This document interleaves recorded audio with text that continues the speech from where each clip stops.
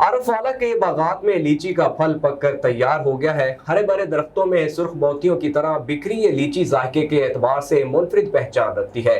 लीची पूरे मुल्क में पसंद की जाती है, जिसकी तरसील का अमल इन दिनों तेजी से जारी है। इस पर रिपोर्ट कर रहे हैं राना गिजनफर।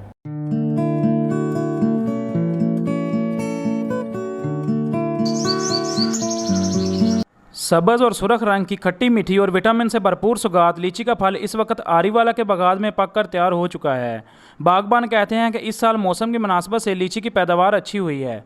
आरीवाला में लगे लीची के ये खूबसूरत बागात दिलकश मंजर पेश कर रहे हैं। मांग बढ़ने पर लीची के बागात में भी इजाफा हो रहा है।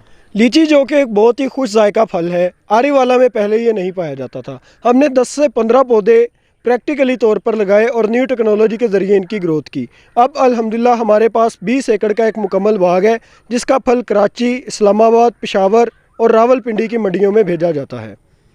खट्टी मीठी रसीली लीची को खरीदने के लिए शहरी भी तैयार हैं। गर्मी के मौसम में बेहद मुफीद समझा जाने वाला लीची का फल तहाइफ के तौर पर भी अजीज़ो कारब को पेश किया जाता है। लोगों का कहना है कि लीची मौसम का मुनफरिद फल है जो पानी की कमी को भी पूरा करता है।